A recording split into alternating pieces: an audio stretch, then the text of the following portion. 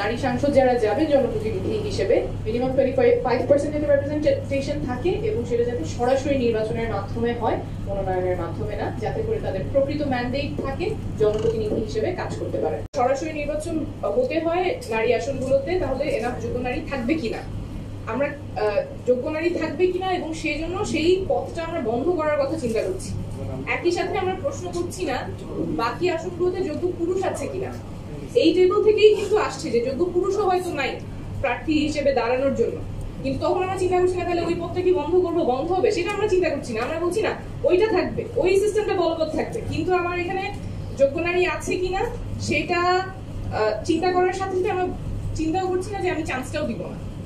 এবং আসলে 2025 সালে এসে যে রিফর্মের কথা আমরা বলছি, জাতীয় সংসদে মিনিমাম 25% নারী জনপ্রতিনিধি থাকবে, এবং এই নারী জনপ্রতিনিধি মিনিমাম 25% যারা থাকবে তারা সরাসরি ভোটে নির্বাচিত হয়ে আসবে।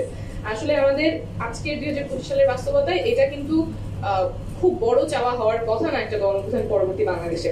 আমাদের যে বর্তমান পদ্ধতি আছে যেখানে সংরক্ষিত নারী আসনে মনোনয়নের মাধ্যমে নারী জনপ্রতিনিধি আসেন, জনগণের ভোটের মাধ্যমে না, সেটার কয়েকটা খুব গুরুত্বপূর্ণ সমস্যা আছে। আমি শুধু 3টার কথাই বলছি। মনোনয়নগুলো অনেক ক্ষেত্রেই যোগ্যতার ভিত্তিতে হয় না, মনোনয়নগুলো হয় অনেক সময় বাণিজ্য হয়, অনেক সময় নেপোটিজমের মাধ্যমে হয়। যোগ্যতার ভিত্তিতে যেহেতু হয় না, অনেক ক্ষেত্রেই যেরকম জনপ্রতিনিধি আমরা চাই সংসদে সেরকম জনপ্রতিনিধি আমরা পাই না। এবং সংসদে যেহেতু জনপ্রতিনিধি হিসেবে এমপিরা বসছেন, জনগণ কিন্তু বঞ্চিত হচ্ছে from their right of electing their MPs in the parliament. জনগণের সেখানে কোনো সে নাই, সেখানে সে আছে শুধুমাত্র দলের বা দলের যে নেতা মনোনয়ন দিচ্ছেন তার সে আছে। জনগণ বঞ্চিত হচ্ছে, আমার যে নারী আসনের এমপিরা আছে তাদেরকে ইলেক্ট করার ক্ষেত্রে কোনো মতামত দেওয়ার সুযোগ জনগণ পাচ্ছে না। থার্ড যেটা হয়, যখন মনোনয়ন নিয়ে আসছেন তারা, তাদের কোনো নির্দিষ্ট কনস্টিটিউয়েন্সি নাই, তখন তারা কাজ করার জায়গাও থাকে না এবং দায়বদ্ধতাটাও কিন্তু জনগণের কাছে থাকে না, কারণ তারা জনগণের ভোটের মাধ্যমে আসতেছেন না এবং তারপরে তার কনস্টিটিউয়েন্সিও নাই। ভার্সেস যখন এমন হয় যে সরাসরি নির্বাচনের মাধ্যমে আসছেন, জনগণের ভোটের মাধ্যমে আসছেন এবং তার একটা আসন আছে, তিনি নির্বাচিত হয়ে আবার সেই আসনের কনস্টিটিউয়েন্সির জন্য তিনি সার্ভ করতে পারবেন, অ্যাকাউন্টেবিলিটিও থাকবে। সো কারেন্ট বাস্তবতায় যেটা হচ্ছে, যেহেতু দলের মাধ্যমে মনোনীত হয়ে আসছে, দলের কোন নেতার মাধ্যমে মনোনীত হয়ে আসছে, দায়বদ্ধতা দলের প্রতি থাকে, যে নেতার কাছে মনোনয়ন আসছে তার প্রতি থাকে, জনগণের প্রতি দায়বদ্ধতাটা থাকে না। এবং এখানে বঞ্চিত হচ্ছে জনগণ, বঞ্চিত হচ্ছে আমাদের সংসদ, বঞ্চিত হচ্ছে, এবং নারী সাংসদরা যারা যাচ্ছে, যারা এখানে শুধুমাত্র প্রেজেন্স হিসেবে থাকছেন, তার না থাকছে পাওয়ার, না থাকছে অ্যাকাউন্টেবিলিটির জায়গা। সেখানে কিন্তু আসলে আমরা যেই ধরনের রিপ্রেজেন্টেশন চাই, যেই ধরনের অ্যাকাউন্টেবিলিটি চাই, যার ফলে আমাদের ডিরেক্ট ইলেকশন, বাকি যে 300টা আসন সেখানে নারীরা চলে আসবে, যে কারণে আমরা পজিটিভ অ্যাকশনটা করি, সেই সিস্টেমটা আমরা এই কারেন্ট ব্যবস্থার মাধ্যমে করতে পারছি না। সো আমাদের প্রস্তাবনাটা যেটা এখানে এসেছে, অবশ্যই যাতে এই সংরক্ষিত আসনগুলোতে মনোনয়ন না হয়ে সরাসরি নির্বাচন হয়। সরাসরি নির্বাচন হলে তৃণমূল থেকে নারী নেতৃত্ব উঠে আসার সুযোগ থাকে।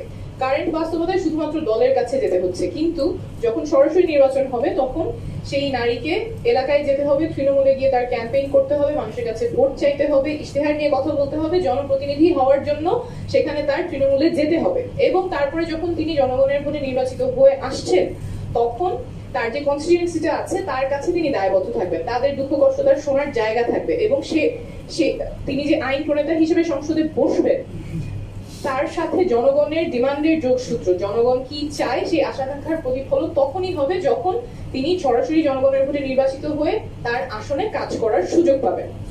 তো আমার প্রস্তাবনা হচ্ছে, এখানে যারা আছেন, আমাদের যে হায়ার গোল, যে মিনিমাম 25% নারী জনপ্রতিনিধি সংসদে থাকবেন এবং তারা সরাসরি নির্বাচনের মাধ্যমে আসবেন, সিলেকশনের মাধ্যমে না, এইটুকুতে আই উড হোপ যে এভরিবডি উড এগ্রি।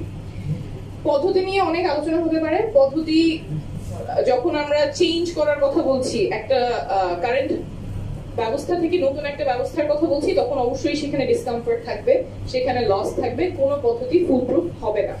বাট আমাদের যেটা মাথায় রাখতে হবে, আমরা একটা ইমব্যালেন্স রিড্রেস করছি। আমরা এই সংস্কারগুলোর মাধ্যমে চাচ্ছি আমাদের সমাজে যে ডিসক্রিমিনেশন গুলো আছে, যে ইনইকুয়ালিটি গুলো আছে, সেগুলো যাতে দূর হয়। অর্থাৎ আমরা এখন যে ইনইকুয়ালিটির কথা বলছি সেটা একটা রোগ, এবং এই রোগটা সারানোর জন্য আমাদের ওষুধ প্রয়োজন। তো সেই ওষুধটাই হচ্ছে পজিটিভ অ্যাকশন, যেটা আমরা বলছি রিজার্ভ সিটসে ডাইরেক্ট ইলেকশনের মাধ্যমে নারী সাংসদরা নির্বাচিত হয়ে আসবে।